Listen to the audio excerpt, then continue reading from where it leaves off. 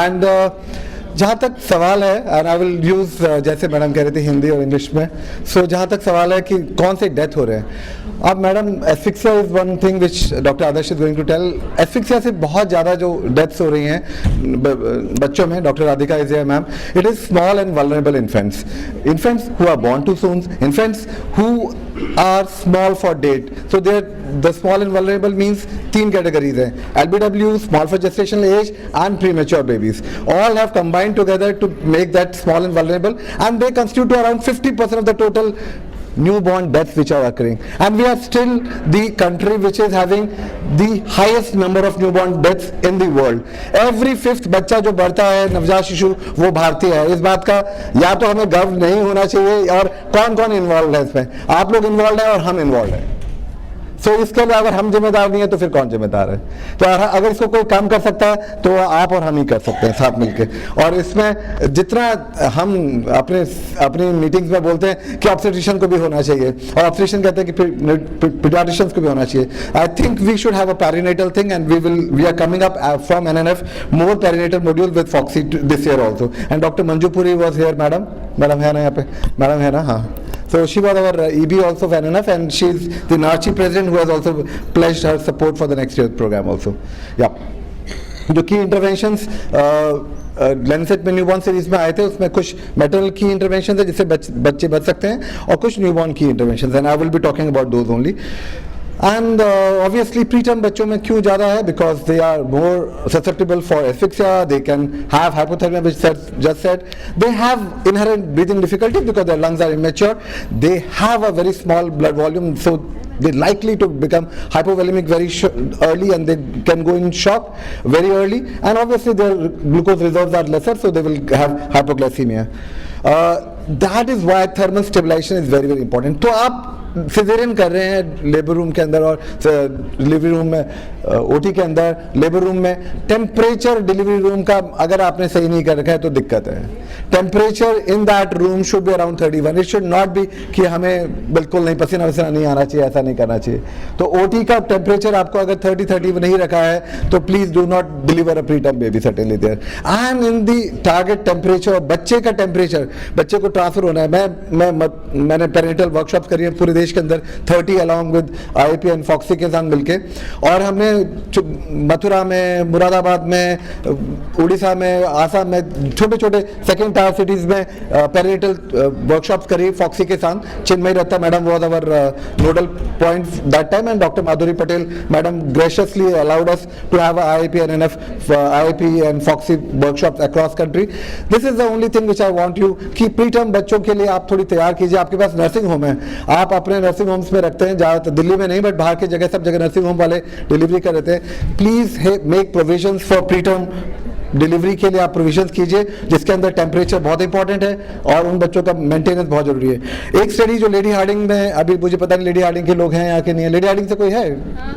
Ma'am है. अच्छा, so आपकी ma'am study, I am just quoting one of this study from Vikram Datta sir, and ये quality improvement है क्योंकि यहाँ पे लेबर रूम और जो नर्सरी है वो तकरीबन 1 किलोमीटर दूर का रास्ता था, और बच्चे ठंडे हो जाते थे जब तक बच्चे लेके आ रहे थे. And they did something in that quality improvement, and they just try to improve. पहले तो सिर्फ 10% बच्चे भी ठंडे ही पहुँचते थे नर्सरी के अंदर जब उनको जरूरत पड़ती थी.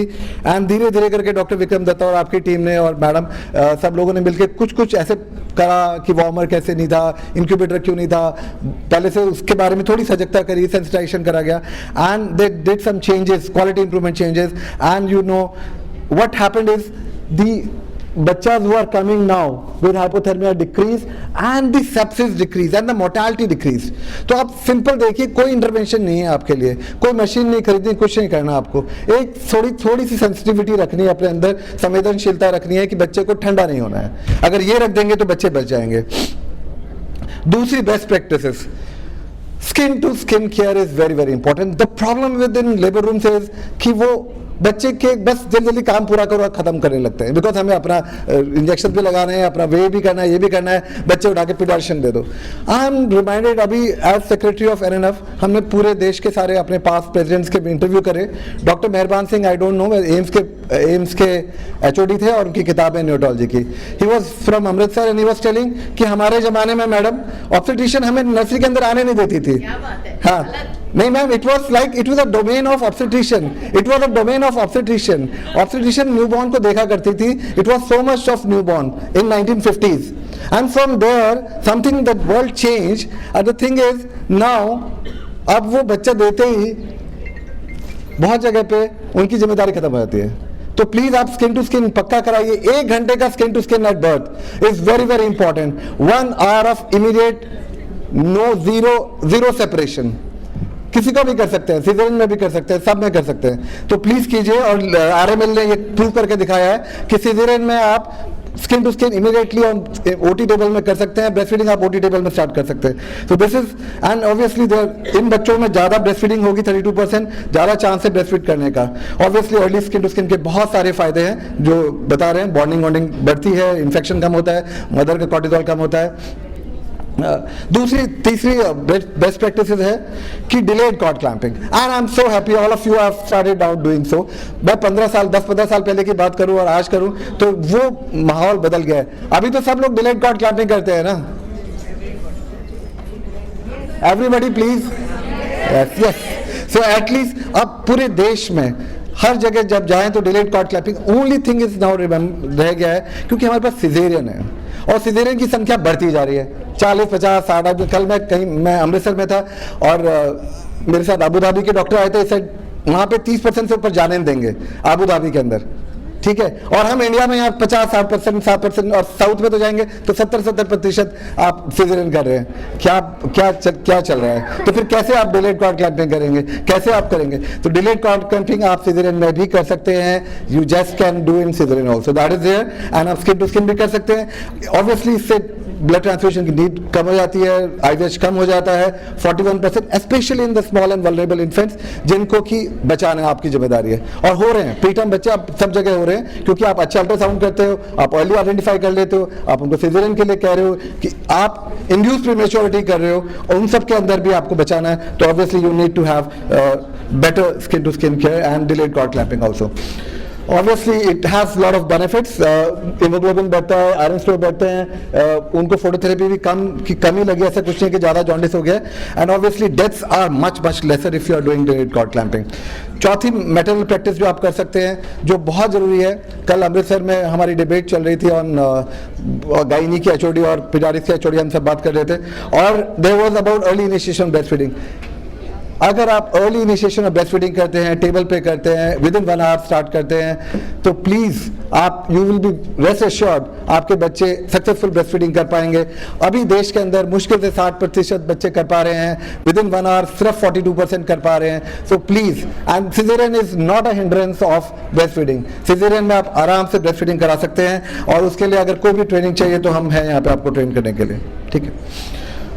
प्रीटर्म बच्चों में रेस्पिरेटरी केयर की प्रॉब्लम हो सकती है, ऑब्वियसली दीज आर बच्चा हुआ देयर। तो एक प्रीटर्म बच्चे की जब डिलीवरी हो रही है तो आपको जो नर्सिंग होम है, गायनेकोलॉजिस्ट इंपॉर्टेंट है क्योंकि they are the masters of their nursing homes and they are the ones who buy instruments from their nursing homes. तो अगर आप टी-पीस रेसिस्टेटर खरीदेंगे, डॉक्टर रीता, मैं आपसे रोटरी के हिसाब से भी कह रहा हूँ, टी-पीस रेसिस्टेटर की अवेलेबिलिटी नहीं होगी तो आप छोटे बच्चों का रेसिस्टेशन एम्बू से करना संभव नहीं होगा। Hemant is there from Amrita, आप जस्ट तो आप पक्का कर सकते हैं। These are important. Birth asphyxia जो डिलीवरी रूम का मेन काम है, doctor Adarsh is about to tell, and इसके अंदर जो डॉक्टर आदर्श बताने जा रहे हैं आज, basic intubation is not the Panacea. Intubation पे प्लीज मत जाइए, इंट्यूबेशन का स्किल भी चला गया है बहुत लोगों के पास, पीडियाट्रिशियन भी भूल गए इंट्यूबेशन करना, आजकल इतना कम चल रहा है, ठीक है। तो आप नहीं करा पाएंगे ढंग से इंट्यूबेशन, और एनेस्थीसिस्ट के भरोसे तो छोड़ ही दीजिएगा, बच्चों का इंट्यूबेशन, ठीक है। तो जो बैग एंड मास रिससिटेशन हो पा रहा है और जो टी-पीस रिससिटेशन होगा, एक टी-पीस 1 लाख के आसपास की मशीन आएगी मैम आपके नर्सिंग होम के लिए, वो लीजिए, वो प्रीटर्म में रेगुलेटेड प्रेशर देगी। 20 सेंटीमीटर का प्रेशर जितना चाहिए एक प्रीटर्म बच्चे के लिए, उतना आप रेगुलेटेड प्रेशर दे सकते हो, तो उसके लंग में इंजरी कम होगी, न्यूमोथोरैक्स कम होगा एंड आगे बच्चे को प्रॉब्लम कम होगी। Doctor Adarsh is going to tell about that and these are the algorithms which are there which you can tell about this and rest assured. एक बात और मैम, सॉरी, हाँ, एक बात है कि आप कोई भी अगर FHS नहीं मिल रहा है, now I am putting the blame on paediatricians only, अभी भी पीडियाट्रिशियंस को पता नहीं, अगर बोल दिया कि अल्ट्रासाउंड में FHS नहीं है, they are not resuscitating the baby. We are not going to go by whatever your ultrasound is saying, whatever your FHS is saying. We will resuscitate each and every baby till 20 minutes.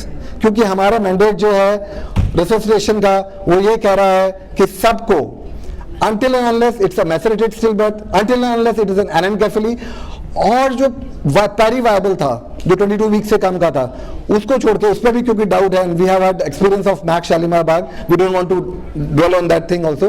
तो हम सिर्फ 2 indications में कह रहा हूं, अगर मैसेरेटेड still birth है और अगर वो एनेनकेफेली है, उसके अलावा किसी में अगर आपका पीडियाट्रिशियन रिससिटेट नहीं कर रहा है तो you can pull him up, ask him to do complete, he will do everything. He has to do bag and mass, has to do intubation, he has to put umbilical line, he has to give adrenaline, and only after 20 minutes of active resuscitation, if there is no heartbeat, then only it can be declared as fresh stillbirth, nothing beyond that. So please make them aware of this, because many pediatricians are not aware of this and many even gynecologists are not aware कि भाई इसका तो FHS नहीं था, छोड़ दो उसे, ऐसा नहीं होगा, ठीक है, because 30% of stillbirths could be revived by neonatal resuscitation, 30%। या अभी पिछली बार का मेरा रेजिडेंट बोल रहा था कि सर वो उन्होंने कहा था नहीं था, फिर भी हमने करा, वो बच्चा ठीक होकर घर भी चला गया। So I think that is all from me and safe oxygen use करना है, ऑक्सीजन 100% बिल्कुल नहीं देना है, रूम एयर पे रिससिटेशन करना है, that is good, oxygen is a drug and we need to respect that and these are the key interventions, obviously मैंने I have told all of them now. Thank you.